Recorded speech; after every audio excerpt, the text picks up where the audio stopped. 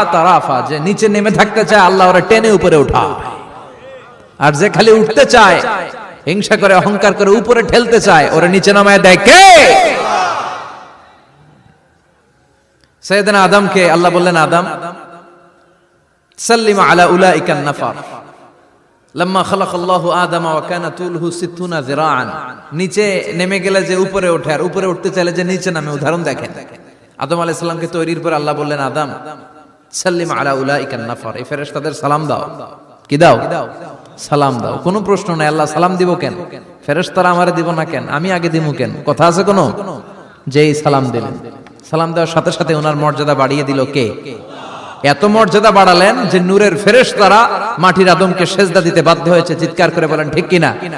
তুমি মাটির আদমকে প্রথম সৃষ্টি করিয়া ঘোষণা করিয়া দিলে শ্রেষ্ঠ বলি।